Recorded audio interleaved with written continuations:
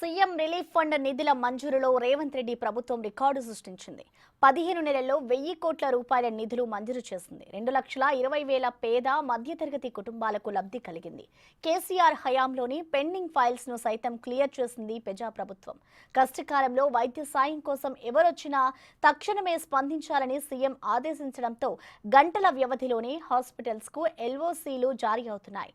CM OSD Vemula Srinivas, ఇతర CMRF సిబ్బంది నిబద్ధతకు ఈ విజయం నిదర్శనంగా చెప్పొచ్చు.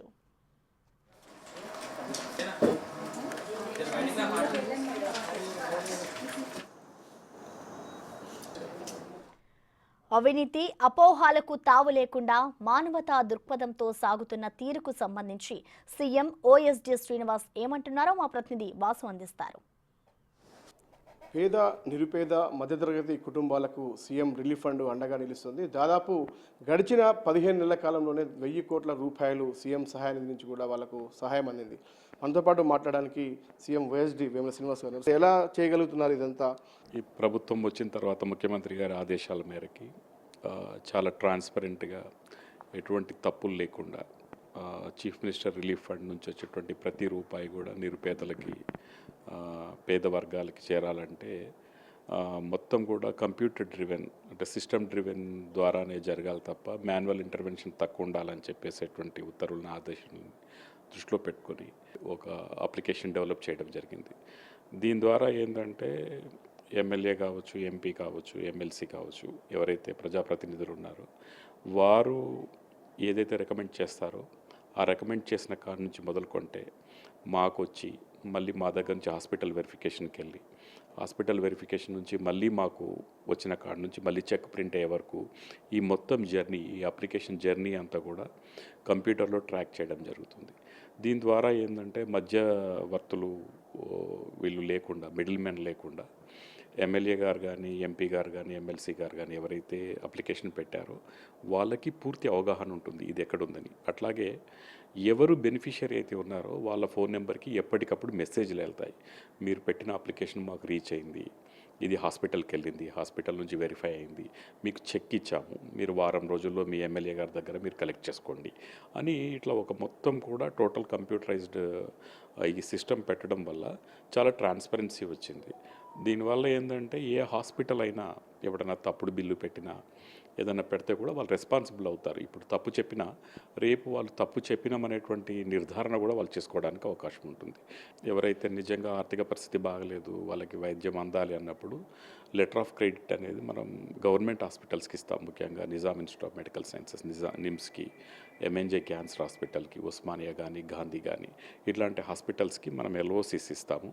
దీనిలో ఏంటంటే పేదవాళ్ళు బయటికి పోయి ఒక టెర్షరీ హాస్పిటల్లో, ప్రైవేట్ హాస్పిటల్లో వైద్యానికి ఖర్చు పెట్టుకొని తర్వాత పెట్టుకొని సీఎంఆర్ఎఫ్కి రావడానికి వాళ్ళకి ఇబ్బంది, వాళ్ళకి అక్కడ అసలు డబ్బులు కూడా దొరకవు.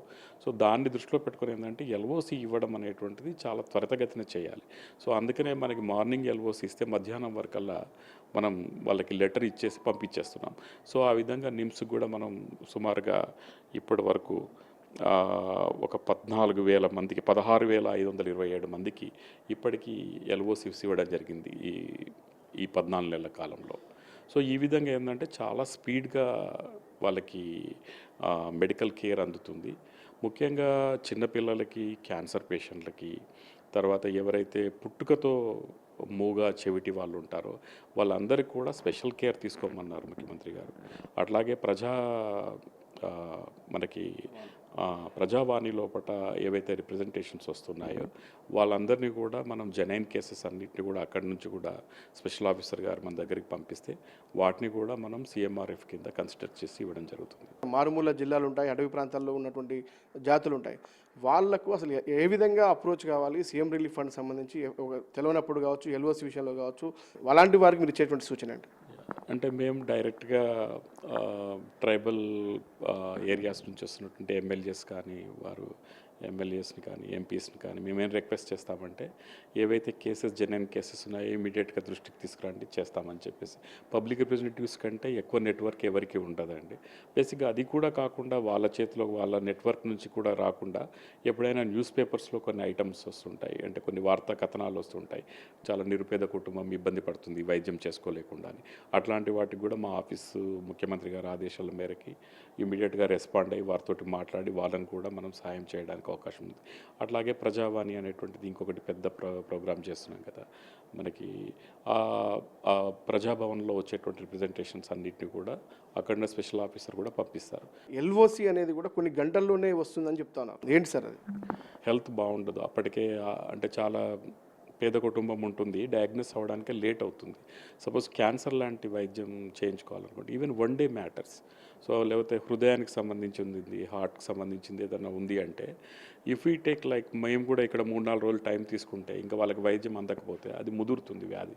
కాబట్టి మేము వీలైన కాడికి, అంటే మార్నింగ్ వచ్చేస్తే కనీసం మధ్యాహ్నం 12-1 గంట వరకల్లా ఇచ్చేస్తాం.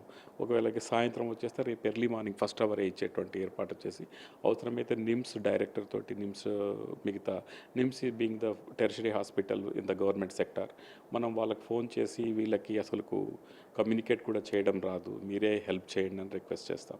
సో వాళ్ళు అక్కడికి పోగానే వాళ్ళని కేర్ తీసుకొని వాళ్ళకి వైద్యం చేయడం మొదలెడతారు.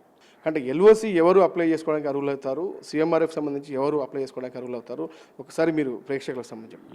ఇది అంటే మనకి ఇంతకుముందు వైట్ రేషన్ కార్డ్ అనేటువంటి కాన్సెప్ట్ ఉండేది. వైట్ రేషన్ కార్డు ఉన్నటువంటి వాళ్ళందరూ కూడా ఎలిజిబుల్ అవుతారు. లేదా ఇన్కమ్ సర్టిఫికేట్ ఏదైతే బిలో పావర్టీ లైన్ లిమిట్స్ ఉన్నాయో ప్రతి ప్రోగ్రామ్కి, అట్లా ఇన్కమ్ సర్టిఫికేట్ ఉన్నటువంటి వాళ్ళు కూడా దీనికి మనకి ఎల్ఓసి కానీ సీఎంఆర్ఎఫ్ కానీ ఎలిజిబుల్ అవుతారు. సో వాళ్ళందరికీ కూడా మనం సాయం చేస్తాము. ప్రైవేట్ హాస్పిటల్స్కి ఎల్ఓసి ఇవ్వడం లేదు. ముఖ్యమంత్రి గారి స్పష్టమైన ఆదేశాలు ఉన్నాయి. ఖచ్చితంగా ఎవరైతే సహాయం కోసం ఎవరైతే వస్తారో ప్రతి ఒక్కరికి న్యాయం జరిగేలా చూడాలని కూడా ఇప్పటికే ఆదేశాలు జారీ చేసినట్టుగా ప్రస్తుతం మనకు వైఎస్డీబీఎంలో శ్రీనివాస్ గారు చెప్తున్నారు. ఉదయేష్ వినోద్తో వాసుదేవ్ రెడ్డి, బిగ్ టీవీ, హైదరాబాద్.